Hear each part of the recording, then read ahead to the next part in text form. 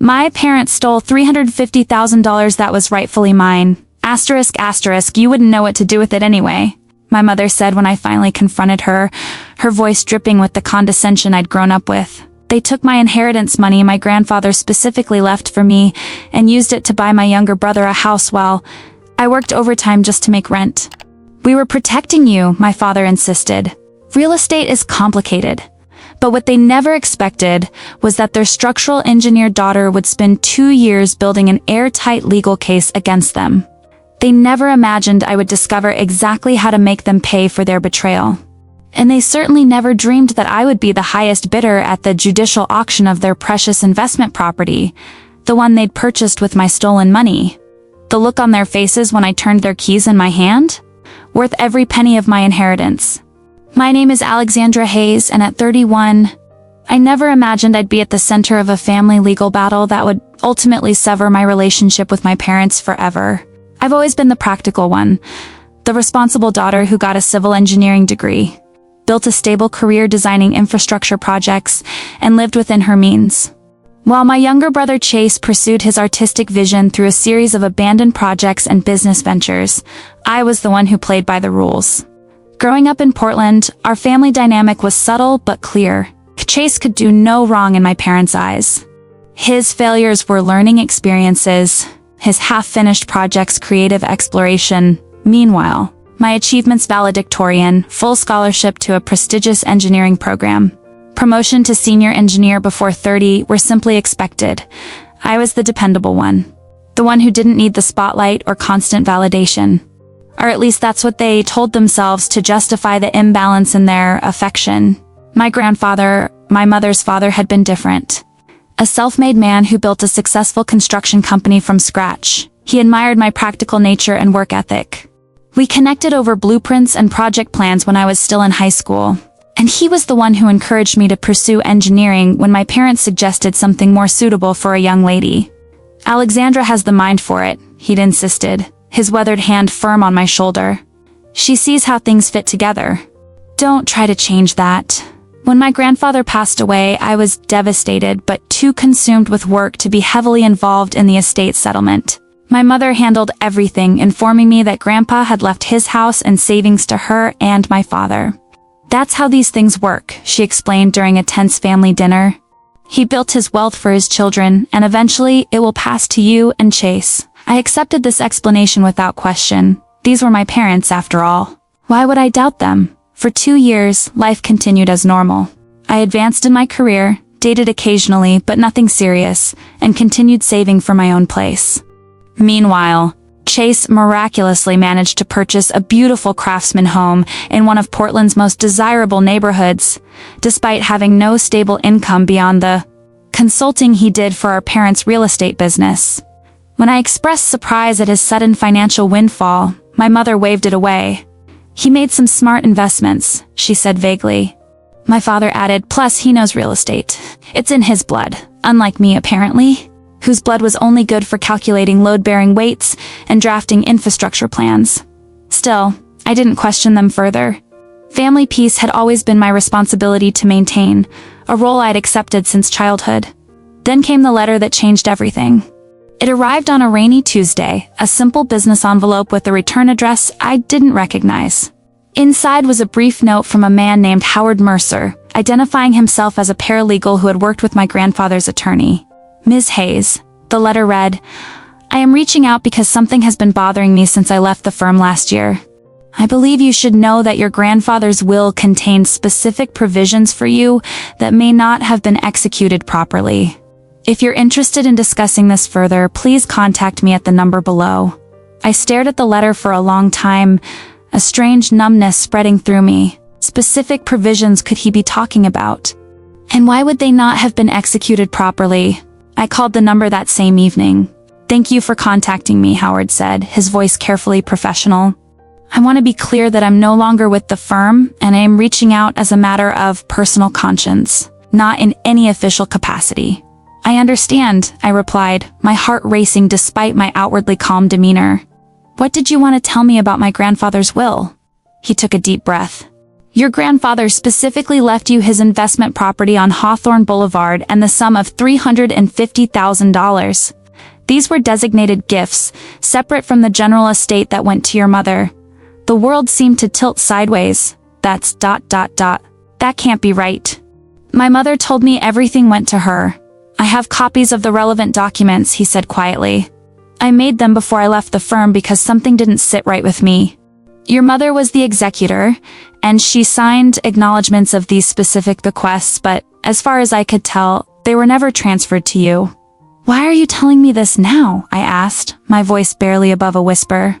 I ran into your brother recently. He was talking about the house he bought. Mentioned it was thanks to an inheritance from your grandfather. That's when I knew something was wrong. After thanking Howard and arranging to meet him to review the documents, I hung up and sat in stunned silence in my small apartment, the apartment I'd been scrimping and saving in, while apparently sitting on an inheritance that could have changed my life. The documents Howard provided confirmed everything. My grandfather had indeed left me a commercial property on Hawthorne Boulevard, a small building with retail space below and 2 apartments above, plus $350,000 in cash. The will explicitly stated these were to be transferred to me directly, not held in trust or managed by my parents. And my mother had signed legal acknowledgments of these bequests as executor, then simply ... kept them. The betrayal was so profound, so complete, that I couldn't process it immediately. I moved through the next few days in a fog, going through the motions at work while internally trying to reconcile the parents I thought I had with the people who could do this to their own daughter. I needed answers before taking any legal action, so I decided to confront them directly. I invited myself to Sunday dinner, something that had become increasingly rare as my parents focused more of their attention on Chase and his new home. The dinner began normally enough, my mother's standard pot roast, my father's usual complaints about neighborhood developments, Chase's endless monologue about his latest business idea. I sat quietly, pushing food around my plate, waiting for the right moment. When there was finally a lull in the conversation, I placed Howard's copies of the will documents on the table. I need to ask you both something, I said, my voice steadier than I expected. Why didn't you tell me about my inheritance from Grandpa? The change in the atmosphere was immediate and dramatic. My father froze with his fork halfway to his mouth. My mother's face drained of color. Chase looked between them in confusion. Where did you get those? My mother finally asked, not denying their authenticity, which told me everything I needed to know. Does it matter? They're real, aren't they? My father cleared his throat. Alexandra, there are aspects of this situation you don't understand. Then explain them to me, I challenged. Explain why you kept $350,000 and a commercial property that Grandpa specifically left to me. We were protecting you, my mother insisted, finding her voice. You don't know anything about real estate or property management. You would have made expensive mistakes. So instead you what? Gave my inheritance to Chase? I turned to my brother. Did you know about this? Did you know your house was bought with my money? Chase at least had the decency to look shocked. What? No, Mom and Dad said it was from Grandpa's general estate, that they were helping me invest my portion. There was no your portion, I said, pushing the documents toward him. Grandpa left the house and general estate to Mom. He left me the Hawthorne property and $350,000, specifically me. My mother's face hardened. We made the decision that was best for the family. That money has been invested wisely. The returns will eventually benefit both of you. By buying Chase a house while I can barely afford rent, the injustice of it burned in my chest. How is that best for the family? You have a stable job, my father interjected. Chase needed the foundation of a home to pursue his business ventures. We were evening things out, I stared at him, incredulous. Evening things out? By stealing my inheritance? We didn't steal anything, my mother snapped. We managed assets that you weren't equipped to handle. You're an engineer, Alexandra. You build bridges. What do you know about property investment or real estate development? I know enough to recognize theft when I see it. I gathered the documents and stood up. And I know I trusted you. Both of you. I thought you might have a reasonable explanation, but clearly you don't. Sit down, my father ordered. We're not finished discussing this. Oh, we're finished, I assured him, a cold certainty settling in my chest. But this situation isn't. I'll be contacting an attorney tomorrow. My mother's laugh was dismissive. Don't be dramatic, Alexandra. The statute of limitations has almost certainly passed. And even if it hasn't, do you really want to drag the family through a legal battle? Over what? Money you didn't even know you had until now. Her callous response crystallized something for me. This wasn't just about the money or the property, though both rightfully belonged to me. This was about years of subtle favoritism finally exposed in its most blatant form. This was about my parents believing so thoroughly that Chase deserved more than me that they were willing to commit fraud to ensure it. This isn't about the money, I said quietly. It's about the fact that you stole from me to benefit him. It's about you thinking so little of me that you believed I wouldn't find out. Or wouldn't fight back if I did. I walked out to their house that night with no intention of returning. Whatever happened next would be decided in court, not over my mother's pot roast.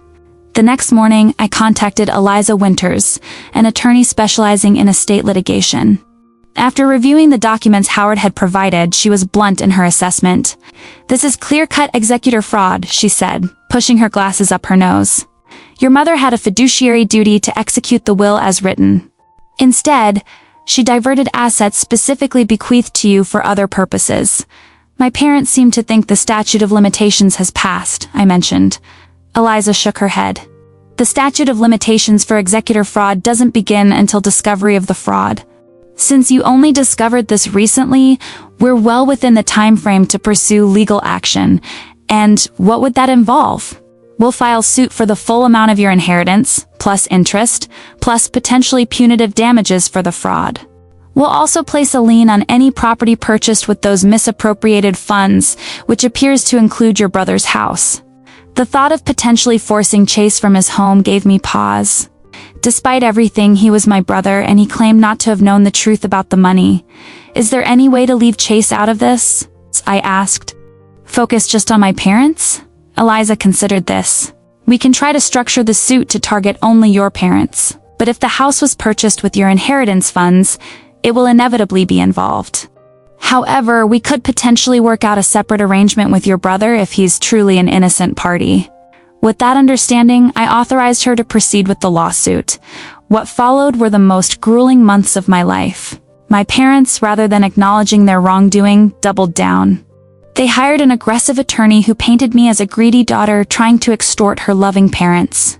They claimed the estate transfers had been verbal agreements, that I had known about the inheritance but agreed to let them manage it for me. It was lie after lie, each one more hurtful than the last. The most painful betrayal came when I discovered through the legal proceedings that my parents had not only used my inheritance to buy Chase his house, but had also purchased a vacation property in my father's name using the remaining funds. All while I worked overtime to afford my modest apartment. As the case progressed and the evidence mounted, my parents' attorney began pushing for a settlement. Eliza advised me that this was a good sign. They knew they would lose in court. "They're offering to transfer the Hawthorne property to you and pay $200,000, she informed me after one negotiation session. "That's not even close to what they took," I pointed out. "With interest and the property value increases over the past 2 years, they owe me well over $500,000. Eliza nodded. "Which is why we're going to counter with full restitution plus legal fees. Or we go to trial." My parents refused the counter offer, apparently believing a judge would be more sympathetic to their position than the evidence warranted. It was a miscalculation that would cost them dearly. The trial was set for early fall, but before we reached that date, an unexpected opportunity arose. My parents had used my inheritance not only for Chase's house, but also to purchase an investment property, small apartment building near downtown. And that property, due to some tax issues and mismanagement, was now being forced into a judicial auction. "This could be interesting," Eliza mused when she brought me the news. "The proceeds would normally go to your parents, but with our pending lawsuit and the clear evidence that they purchased this property with your misappropriated funds, we could potentially claim those proceeds directly." A plan began forming in my mind, one that went beyond simple financial restitution. "What if I bid on the property myself?" I asked. Eliza raised an eyebrow. "That would be poetic, but do you have the funds to make a competitive bid?" I'd been saving aggressively since discovering the fraud and I had excellent credit. I can get pre-approved for a mortgage. And if the property is undervalued due to the forced sale, it might be within my reach. It's risky, she cautioned. But I have to admit, there would be a certain justice to it. I spent the next few weeks learning everything I could about real estate auctions, property valuation, and the specific building in question. I secured financing, studied comparable sales, and determined the maximum I could afford to bid. The day of the auction arrived with a surreal quality. I hadn't told my parents I would be there, let alone that I planned to bid. They were required to attend as the current owners, and their faces when I walked into the room and registered as a bidder were a study in shock and disbelief. "Alexandra, what are you doing here?" my father hissed as I took a seat near the front. "Investing in real estate," I replied calmly. Apparently it runs in the family. The auction room was smaller than I'd imagined, just a conference room at the county courthouse with about 30 folding chairs arranged in rows. Most were empty. Judicial auctions aren't exactly prime entertainment, and this building, with its tax complications and deferred maintenance issues, wasn't attracting major developers. Perfect for my purposes. My parents sat stiffly on the opposite side of the room, occasionally whispering to each other and shooting worried glances my way. Their attorney had joined them, looking increasingly uncomfortable as he flipped through papers and checked his phone. They hadn't expected me here, and they definitely hadn't prepared for me to bid. Only 5 potential buyers had registered, and 2 of them looked like they were just there to observe the process. That left me and 2 older men in business casual attires, small-time property investors, I guessed, looking for a bargain. The auctioneer, a county clerk with a bored expression, called the room to order and began explaining the terms. The property, a 6-unit apartment building assessed at $820,000, would start at a minimum bid of $475,000 due to the tax liens and forced sale conditions. All bids were final, with 10% due immediately, and the balance within 30 days. I felt surprisingly calm as the bidding began. I'd done my research, secured financing for up to $650,000, and was prepared to go as high as necessary within reason. This wasn't just about reclaiming what was rightfully mine. It was about making a statement. My parents had believed I was incapable of understanding real estate. I was about to prove just how wrong they were. The first investor opened with the minimum $475,000. The second quickly countered $500,000. I waited, watching the rhythm of their bidding, looking for hesitation. After they pushed it to $550,000, the first investor began to slow, checking his notes before each incremental increase. $565,000, I said clearly when there was a pause, speaking for the first time. My father's head snapped up, his eyes wide with disbelief. My mother clutched her purse so tightly her knuckles turned white. The first investor dropped out after my bid. The second pushed to $580,000, then $590,000 when I countered. But I could see his resolve weakening. He'd likely set a firm ceiling, and we were approaching it. $610,000, I said after his hesitation. He shook his head, and just like that, the property was mine. As the auctioneer confirmed my bid and instructed me to proceed to the clerk's office for paperwork, my parents approached, my father's face flushed with anger. "This is absurd," he sputtered. "You don't know what you're doing. That building has structural issues, tenant problems. Funny, none of that concerned you when you bought it with my inheritance," I replied evenly. "We were investing for the family," my mother insisted, her voice strained. "Everything we've done has been for you and Chase. Then consider this me taking a more active role in the family investments." I smiled thinly. After all, shouldn't I learn about real estate firsthand? Isn't that what you wanted? "This is spite, plain and simple," my father accused. "No," I corrected him. "This is justice. This is me taking back what should have been mine from the beginning." "You'll regret this," my mother warned, her tone shifting to the manipulative concern she'd perfected over the years. "Property management is complicated. The taxes alone. I'm an engineer." I cut her off. "I manage million-dollar infrastructure projects with hundreds of variables and stakeholders. I think I can handle a 6-unit apartment building." My father looked as though he might say more, but his attorney placed a restraining hand on his arm and whispered something that made him pause. With a final glare, they left the auction room, my mother's heels clicking aggressively on the tile floor. I stood there for a moment, processing what had just happened. I'd done it. I'd actually done it. The building was mine, the first piece of my inheritance reclaimed. But the auction was just the beginning. The lawsuit against my parents was proceeding, with our court date fast approaching. And now I had a property to manage, tenants to meet, and repairs to evaluate. The real work was just starting. After completing the initial paperwork and writing a check for the deposit, draining a significant portion of my savings, I called Eliza to share the news. "Congratulations, property owner," she said, her smile evident in her voice. "How does it feel?" "Surreal," I admitted. "And a little terrifying, to be honest. That's normal. But don't forget, this strengthens our case considerably. Your parents used your inheritance to purchase this property, and now you've legitimately acquired it through legal channels." "The judge will take note of that." "What happens next with the lawsuit?" I asked. "We proceed as planned. The auction doesn't change the underlying fraud. Your parents still owe you the full value of your inheritance, plus interest. This building is just one piece of that." I took a deep breath, feeling the weight of what lay ahead. "And what about Chase's house?" "I still don't want to force him out if he truly didn't know. Let's focus on your parents for now," Eliza advised. "Chase's situation can be addressed separately once we have a judgment." That evening, I drove to the apartment building, my apartment building, for the first time as its owner. It was a 1920s brick structure with good bones but clearly neglected maintenance. Peeling paint, cracked sidewalks, an entry door that stuck when I tried to open it. My engineer's mind immediately began cataloging the issues, estimating costs, prioritizing repairs. I'd arranged to meet the building manager, a middle-aged man named Ray, who had been hired by my parents to collect rent and handle basic maintenance. He seemed surprised to meet the new owner so quickly after the auction. "Usually it takes weeks for the paperwork to go through and for anyone to show up," he commented as he gave me a tour. "I like to be hands-on," I explained.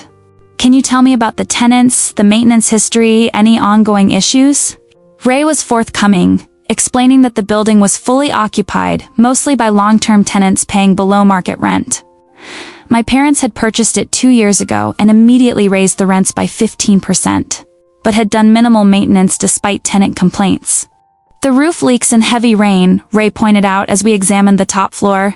"And Unit 3B has had electrical issues that your father kept putting off fixing. Said it wasn't in the budget." Of course it wasn't.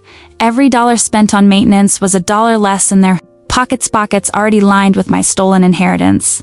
"Make a list of all the critical repairs," I instructed him. "I want to address those immediately. And I'll need copies of all the leases and financial records." Ray looked relieved. "You're actually going to fix things? Your parents?" "Well, they weren't exactly responsive to maintenance requests. Things will be different now," I assured him. Over the next 2 weeks, I threw myself into understanding every aspect of the property.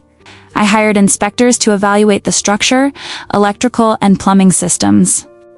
I met with each tenant, listening to their concerns and assuring them that necessary repairs would be addressed. I reviewed the financial statements, learning exactly how profitable the building could be with proper management.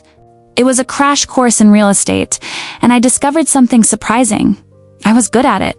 My engineering background gave me an edge in understanding the building's systems and prioritizing repairs. My project management experience translated perfectly to coordinating contractors and budgeting for improvements. And my natural precision with numbers made the financial aspects straightforward. All those years, my parents had insisted I wouldn't understand real estate. But within weeks, I had a comprehensive management plan that would increase the building's value while addressing the tenants' long-ignored needs. Meanwhile, Eliza continued pressing our case, submitting final documentation for our upcoming court date. My parents' attorney made another settlement offer, this time for the original $350,000 plus $50,000 in interest. Still far short of what they owed me, especially considering the property value increases over the past 2 years. "They're getting desperate," Eliza observed when we discussed the offer. "They know the evidence is overwhelming, but they're still trying to shortchange you." I declined the offer, committed to seeing this through to judgment. 3 weeks after the auction, I received an unexpected visitor at my apartment. Chase stood at my door looking uncomfortable and nothing like his usually confident self. "Can we talk?" he asked quietly. I hesitated, then stepped back to let him in. We hadn't spoken since the disastrous Sunday dinner when I'd confronted our parents. He'd sent a few text messages expressing confusion and asking what was happening. But I'd kept my responses minimal, not sure how much he was genuinely in the dark versus complicit in our parents' scheme. I went to see the property you bought, he said, sitting stiffly on my couch. Mom and Dad's building? My building now? I corrected. He nodded. The tenants had a lot to say about the new owner, about how you're actually fixing things and listening to their concerns. I waited, not sure where he was going with this. It made me think about all the stuff Mom and Dad have done for me over the years, he continued. The business investments, the house. I always thought it was because they believed in me. But now I'm wondering if it was something else. What do you mean? He looked at me directly for the first time. What if they never really believed in me at all? What if they just needed me to be successful to justify their favoritism, to prove they were right to choose me over you? The insight surprised me. Chase had always seemed content with his golden child status, never questioning our parents' preferential treatment. But perhaps there was more self-awareness there than I'd given him credit for. I didn't know about your inheritance, he said firmly. I swear, Alex. They told me Grandpa left them everything, and they were helping me invest my portion. I believe you, I said, surprised to find I meant it. But that doesn't change the fact that my money paid for your house. He nodded glumly. I know. I've been thinking about that a lot. I want to make it right. How? The house is worth well over what they took from me. I want to sell it, he said, the words coming in a rush. Use the proceeds to pay you back what's rightfully yours. I should never have accepted it in the first place. I studied my brother, trying to gauge his sincerity. You'd sell your home? Where would you live? He shrugged. I can rent, like normal people do. Like you've been doing while I was living in a house bought with your money. He looked around my modest apartment. I guess I never really thought about how different our situations were. Or why. His offer was unexpected and, I had to admit, touching. But there were practical considerations. The lawsuit is proceeding, Chase. If we win, Eliza thinks we will, the court could force the sale of your house anyway, or require Mom and Dad to pay me an equivalent amount. I know, but I want to do this myself, voluntarily. I don't want to be part of their fraud anymore. After he left, I called Eliza to discuss this new development. She was cautiously optimistic about Chase's offer. If he voluntarily sells and turns over the proceeds, it simplifies things considerably, she noted. But we'll still need to proceed with the case against your parents. The house is only part of what they owe you. I agreed, though I found myself feeling strangely conflicted. On one hand, Chase's willingness to make amends was a positive step. On the other, it highlighted just how deeply my parents' betrayal ran. They hadn't just stolen my inheritance. They'd manipulated both their children, setting us against each other in ways we were only beginning to understand. 2 days before our court date, I received an email from my mother, the first direct communication since the auction. The subject line read simply, "Please reconsider." The message itself was a masterclass in emotional manipulation. Alexandra, your father and I are deeply hurt by your actions. We only ever wanted what was best for you and Chase. Yes. We made decisions about your grandfather's estate that you might disagree with, but everything was done with the family's best interests at heart. This lawsuit will destroy us financially and tear apart what's left of our family. Is that really what you want? Is money more important than family to you?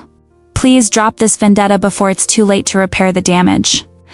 We love you and want to move forward together. Mom, I stared at the screen, a familiar mixture of anger and guilt churning in my stomach. This was my mother's specialty, framing her own wrongdoing as someone else's fault, making me question my completely reasonable reactions to her unreasonable behavior.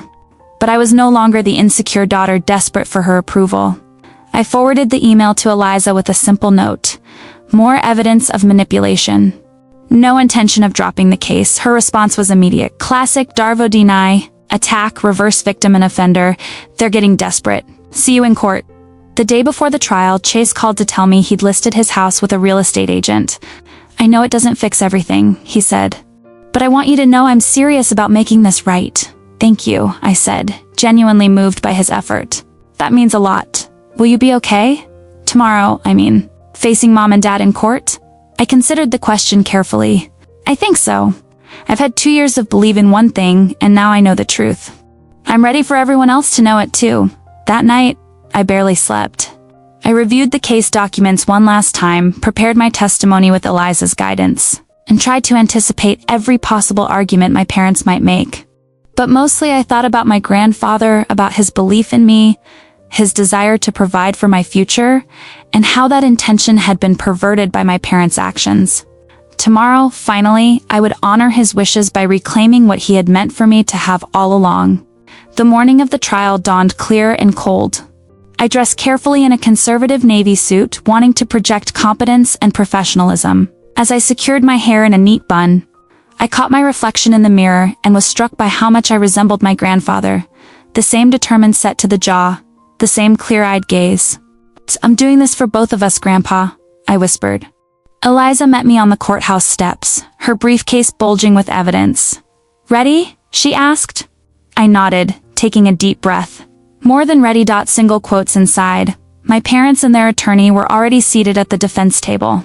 My mother wore her church clothes, a modest floral dress, and pearl earrings, the picture of middle-class propriety. My father had chosen his only suit, the one he wore to funerals and weddings. They were clearly trying to present themselves as ordinary, respectable parents bewildered by their daughter's legal attack. I took my seat beside Eliza, keeping my gaze forward, refusing to be drawn into their performance. As the judge entered and the case was called, I felt a strange calm settle over me. Whatever happened today, I had already won a significant victory. I had discovered the truth, reclaimed one property, and found the courage to stand up for myself against the people who should have protected me, but instead had exploited me. The trial was about to begin, and with it, the final chapter of my fight to reclaim what was rightfully mine. The courtroom was smaller than I'd imagined, intimate enough that I could hear my mother's nervous breathing from across the aisle. Judge Eleanor Walters, a stern-looking woman in her 60s with silver hair and piercing eyes, reviewed the case documents briefly before addressing the court. "This is Hayes versus Hayes and Hayes, case number 47,329, regarding alleged executor fraud and misappropriation of inheritance assets," she stated, looking over her reading glasses at both parties. "Let's begin with opening statements. Plaintiff?" Eliza rose confidently. "Your Honor, this case is about trust betrayed and inheritance stolen.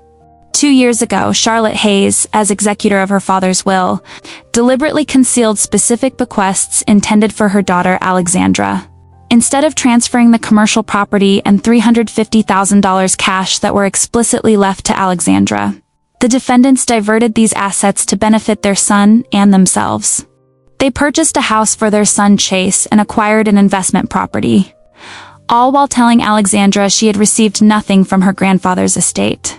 She methodically outlined our evidence, the will documents, my mother's signatures as executor, the property transfers, and the timeline of deception.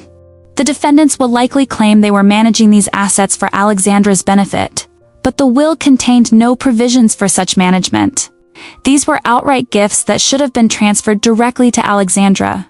Instead, they were misappropriated in a clear breach of fiduciary duty. My parents' attorney, Martin Davis, presented their defense next. As expected, he painted a picture of well-meaning parents trying to protect their financially inexperienced daughter.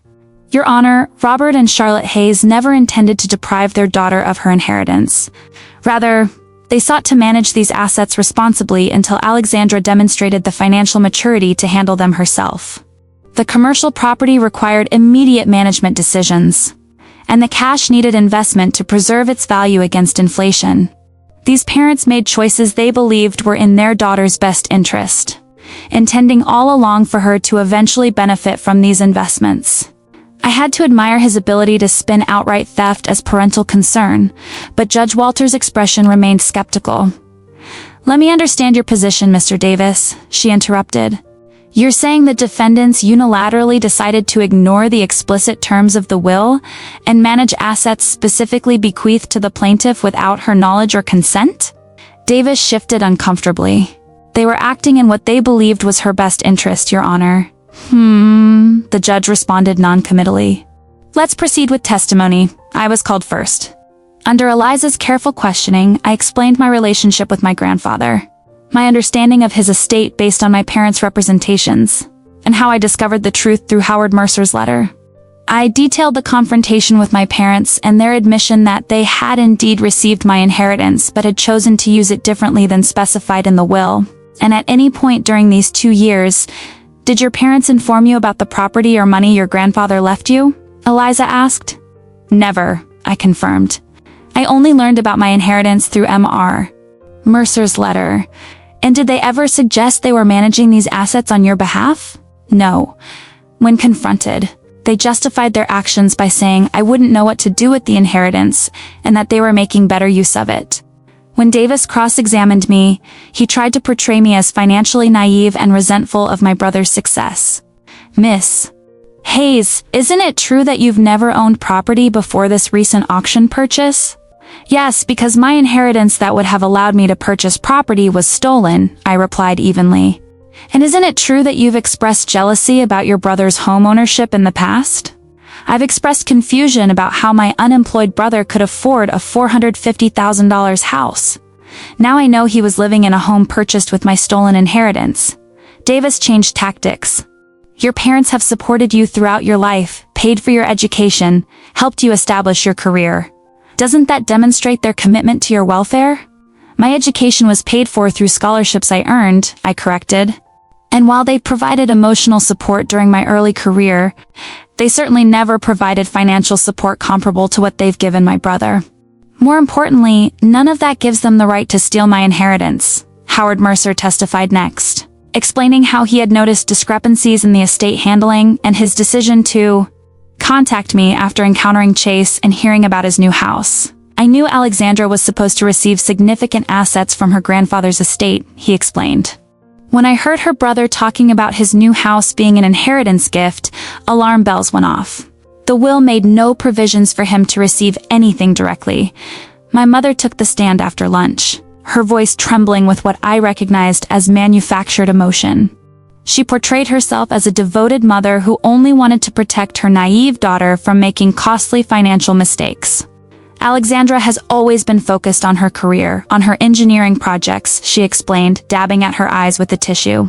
She's brilliant with structural calculations, but has never shown any interest in financial matters. We were afraid she would sell the property below value or mismanage the money. Everything we did was to preserve her inheritance. Yet you used that inheritance to purchase a house for your son, Eliza pointed out during cross-examination. How exactly does that preserve Alexandra's inheritance? We intended to transfer everything to her eventually, once the investments had matured, my mother insisted. And when would that have been? You've had 2 years already. When the time was right.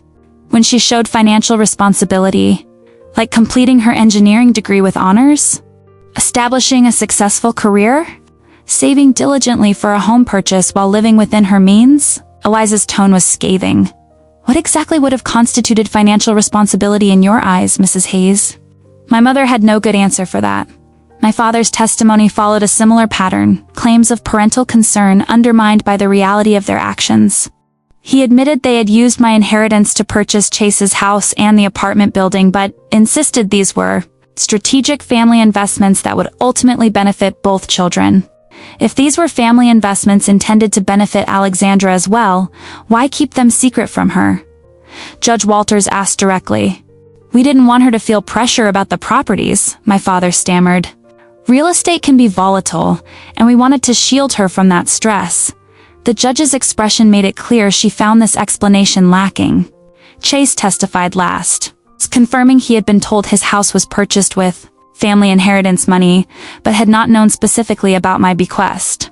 I was told Grandpa left everything to Mom, and she and Dad were using that money to help both of us buying me a house because Alex had her career established. While I was still building my business, he explained. I never knew there was a specific inheritance meant just for Alex that they diverted. And what have you done since learning the truth? Eliza asked.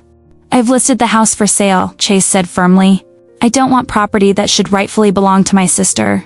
The proceeds should go to her. I glanced at my parents during Chase's testimony. My mother's face was rigid with disapproval. My father slouched in his seat, avoiding eye contact with everyone. They hadn't expected their golden child to turn against them. After closing arguments, Judge Walters announced she would take the evening to review the evidence before delivering her verdict the following morning. As we filed out of the courtroom, I caught my mother trying to approach me, but Eliza smoothly intercepted her. "Any communication should go through counsel at this point," she said firmly. "She's my daughter," my mother protested. "And your defendant," Eliza countered. "We'll see you tomorrow, outside the courthouse." Chase was waiting by his car, the same car our parents had helped him purchase 3 years ago, I realized with fresh clarity. "Can we talk?" he asked hesitantly. I nodded, and we walked to a nearby coffee shop. For several minutes we sat in awkward silence, stirring our drinks. "I'm sorry," he finally said. "I should have questioned where the money for the house came from. I should have wondered why they were so generous with me and not with you." "You believed what they told you," I said. "Just like I did. But I benefited from their lies. You were harmed by them." He looked up, meeting my gaze directly. "The house is already attracting interest. The agent thinks it could sell quickly, maybe even above asking price. You don't have to do this, Chase." "Yes, I do." His voice was firm. "Not just because it's the right thing to do, but because I need to stop being their project, their success story.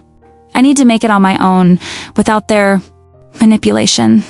I recognized something in his expression, then the same determination I'd felt when deciding to pursue the lawsuit. Perhaps we were more alike than I'd realized. "What will you do?" I asked. "After the house sells?" "Get an apartment. Focus on my graphic design business, the work I actually enjoy, not the entrepreneurial ventures Dad keeps pushing me toward." He smiled ruefully. "Maybe see if any of your tenants need a website for their businesses." For the first time in years, I felt a genuine connection with my brother. We'd both been shaped by our parents' manipulation, me cast as the responsible but overlooked daughter, him as the favored but dependent son. Neither role had served us well. That night, I couldn't sleep. I paced my apartment, reviewing the trial in my mind, wondering what Judge Walters would decide. The evidence was overwhelming, but court cases could be unpredictable. And regardless of the verdict, I knew my relationship with my parents was irreparably changed. The truth had been exposed, and there was no going back to blind trust or unquestioning acceptance.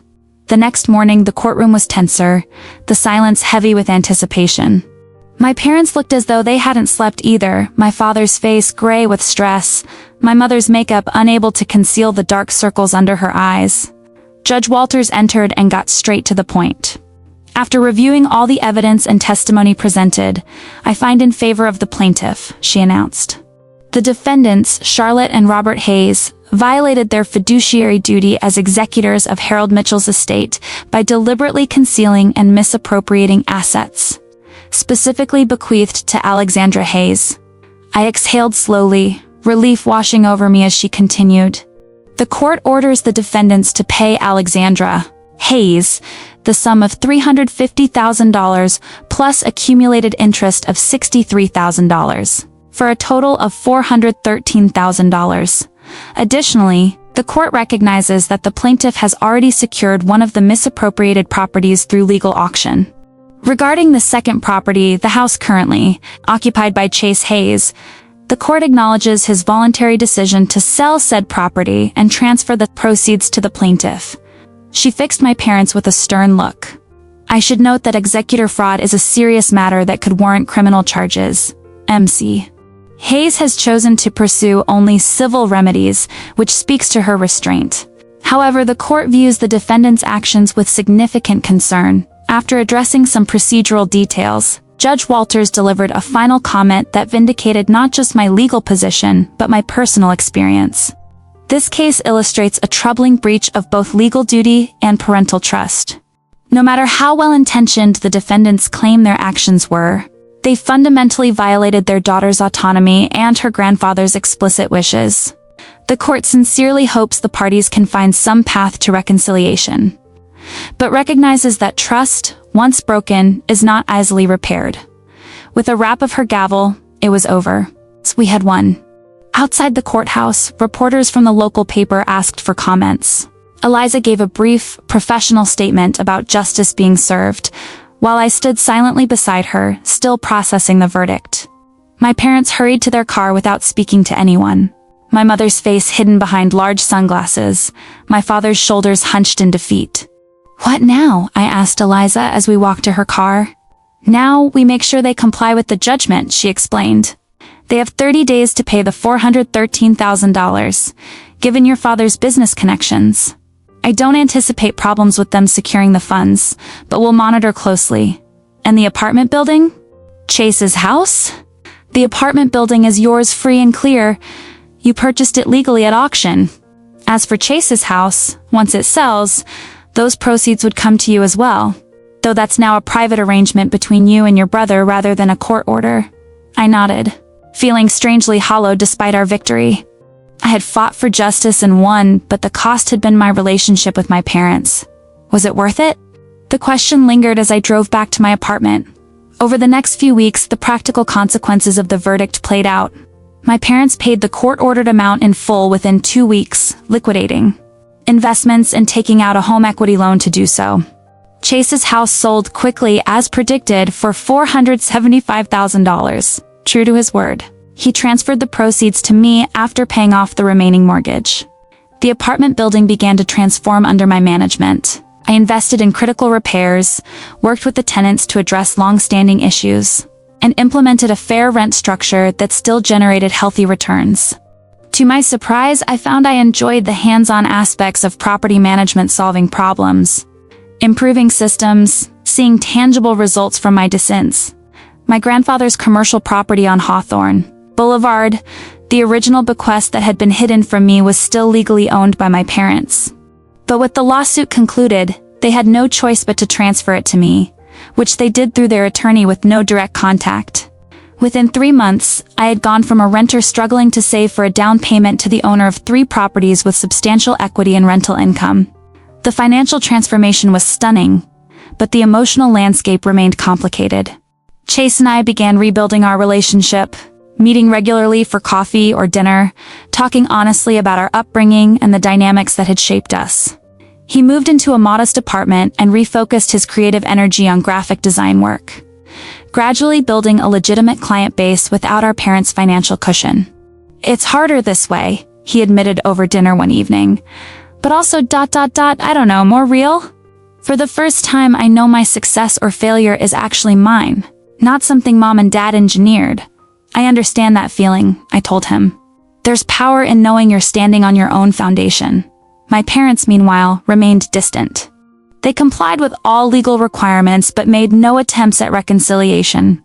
Occasionally, I would receive formal-sounding emails from my mother with updates about family matters and aunt's illness, a cousin's wedding, but nothing personal, nothing that acknowledged what had happened or their role in it. 6 months after the trial, I made a significant decision. With the financial security my reclaimed inheritance provided, I decided to scale back my engineering work to part-time, focusing the rest of my energy on expanding my real estate portfolio. I had discovered a genuine aptitude and passion for property development, particularly for renovating neglected buildings, while maintaining affordable housing for existing tenants.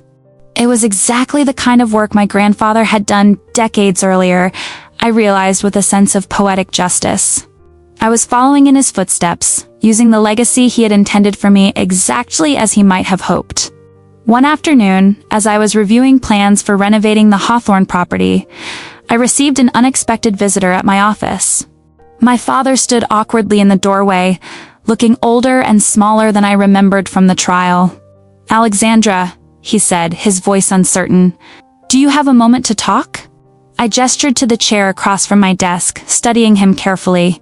He seemed diminished somehow, the confident businessman facade replaced by something more vulnerable. "Your mother doesn't know I'm here," he began after sitting down. "She's still processing everything. But I needed to see you, to try to explain. I think the court case explained everything quite clearly," I said, keeping my voice neutral. He nodded, accepting the rebuke. "We were wrong. I was wrong. What we did with your inheritance was inexcusable, no matter what justifications we told ourselves." The admission surprised me. I had expected more excuses, more attempts to reframe their actions as well-intentioned. "Why are you telling me this now?" I asked. "Because I drove past the Hawthorne property yesterday," he said. "Saw the renovations you're doing. The new retail space you're creating for local businesses. The way you're preserving the character of the building while modernizing the systems. He paused. It's exactly what your grandfather would have done. Something tightened in my chest at his words. You understand real estate better than I ever did, he continued. Better than your mother, certainly. We told ourselves you needed our protection, our guidance. But the truth is, we were threatened by your competence, by your independence, by the fact that your grandfather recognized those qualities in you and wanted to support them directly, without us as intermediaries. So you stole from me, I said bluntly, to maintain control. He flinched but didn't disagree. Yes. And to maintain the family narrative we'd created Chase as the business mind who needed support. You as the steady professional who didn't. It was easier than acknowledging we might have been wrong about both of you all along. His honesty was unexpected and, I had to admit, somewhat disarming. For the first time, he wasn't spinning a story or making excuses. He was simply acknowledging the painful truth. What do you want from me? I asked. Forgiveness? Reconciliation? I don't know if either is possible right now, he admitted. I just wanted you to know that I see you clearly now, and I'm proud of what you're doing with your grandfather's legacy. He would be too. As he left, I remained at my desk, turning his words over in my mind.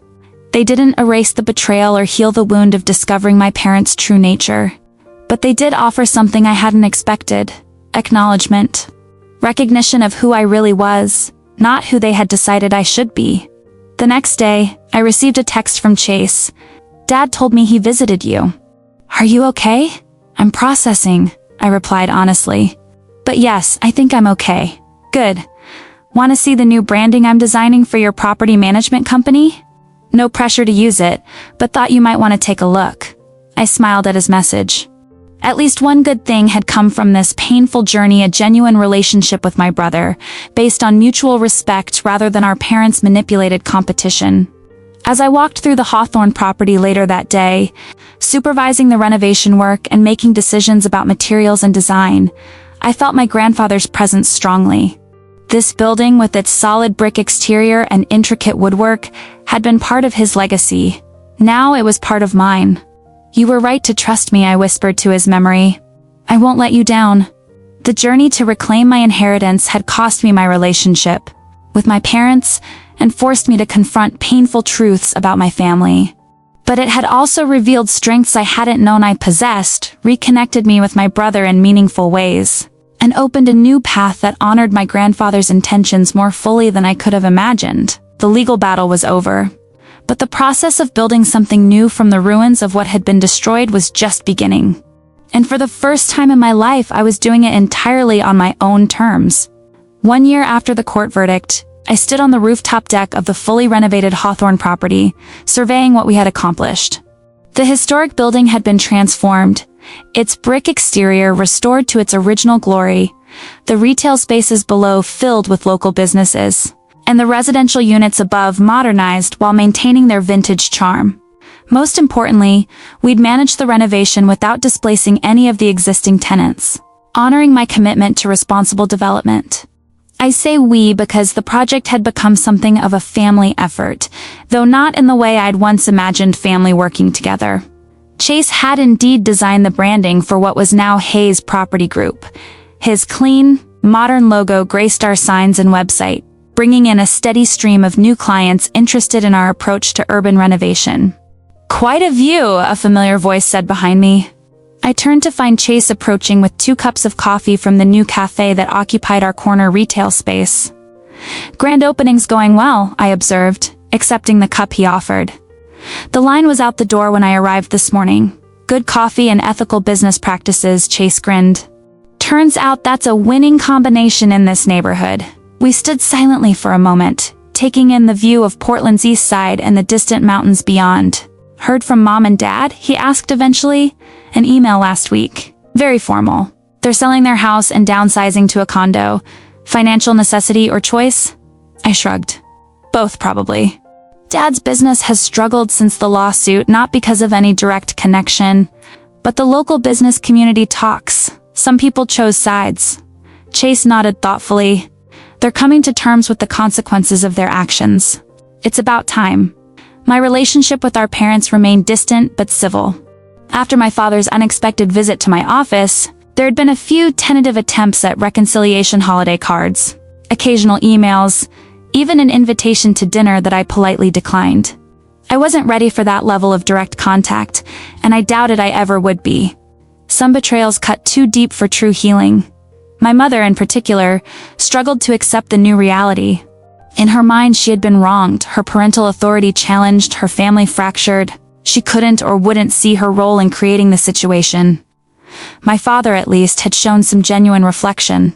3 months ago, he'd sent a handwritten letter expressing remorse without excuses or qualifications. "I failed you as a father," he'd written.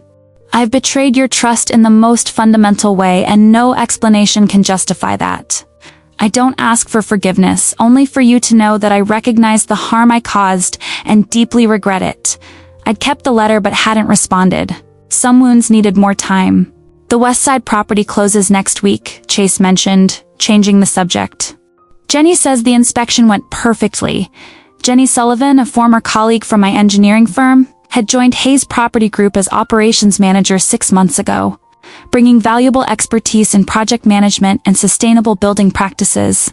With her help, we'd expanded beyond just managing my inherited properties to actively acquiring and renovating neglected buildings throughout the city. "That'll make 4 properties in the portfolio," I noted. "Not bad for our first year." 5 if you count my apartment building, Chase corrected with a wry smile. This was our private joke. 3 months ago, I had helped Chase purchase a small 4-unit apartment building using some of the proceeds from his house sale that I'd insisted on returning to him. "Consider it startup funding," I told him, "for the independent life you're building." He managed the property himself, applying the lessons he'd learned from watching my approach. "How's 3B's bathroom renovation coming?" I asked. "Finished yesterday, under budget, and ahead of schedule," he reported proudly. "Turns out all those years watching HGTV weren't wasted after all." We laughed, and I realized how much I'd come to value this new relationship with my brother. Without our parents' influence pitting us against each other, we'd discovered genuine sibling friendship based on mutual respect and shared experiences. The grand opening celebration continued below us, the newly renovated spaces filling with community members exploring the building. I'd invited several of the original tenants to speak during the ribbon-cutting ceremony, sharing their experiences of living through the renovation and helping shape the building's future. Their stories had moved me deeply, especially Mr. Gonzalez, who had lived in the building for 20 years and tearfully thanked me for not raising his rent beyond his means, as so many new owners would have done. "Your grandfather would be proud," Chase said quietly, echoing my father's words from months earlier. "Not just of the buildings, but of what you stand for. How you do business. I think he'd be proud of both of us," I replied honestly, finding our own paths, supporting each other. As the afternoon wound down and the celebration began to disperse, I found myself alone in my grandfather's former office, now mine, on the building's 2nd floor. I'd preserved many of its original features during the renovation: the oak wainscoting, the built-in bookshelves, the large window overlooking the street below. On the wall hung a single photograph, my grandfather standing in front of this very building the day he purchased it, pride evident in his posture. I'd found the photo in a box of documents my parents had been forced to turn over after the lawsuit. Running my fingers over the desk's worn surface, the same desk he had worked at for decades, I reflected on the journey that had brought me here. The betrayal that had initially fueled my quest for justice had transformed into something more meaningful. A genuine passion for continuing my grandfather's legacy of responsible urban development and community investment. Yes, I had bought my parents' building at that judicial auction, reclaiming what was rightfully mine. But the true victory wasn't in the property itself, or even in the financial security it provided. It was in discovering my own capabilities, in forging a path that honored my grandfather's vision while expressing my own values. It was in rebuilding a healthier relationship with my brother and establishing clear boundaries with my parents. My phone buzzed with a text from Jenny. "Potential acquisition on Division Street. Owner retiring, wants someone who will preserve the character. Thought of you immediately. Sending details." I smiled, already mentally calculating financing options and renovation possibilities. This was my inheritance in its truest form, not just the properties or the money, but the opportunity to build something meaningful, something that would outlast me. My parents had hidden my grandfather's inheritance because they thought I didn't know anything about real estate. Their attempt to control and diminish me had instead launched me into a career and purpose I might never have discovered otherwise. Sometimes I reflected as I gazed out at the city I was gradually helping to reshape. The greatest gifts come disguised as our deepest wounds. My grandfather had believed in me when my parents didn't. He had seen potential in me that they had tried to suppress. And though he hadn't lived to see how his bequest would ultimately change my life, I like to think he somehow knew that somewhere, he was watching his legacy unfold in ways even he couldn't have imagined. The lawsuit, the judicial auction, the reclaimed properties, these were just the beginning.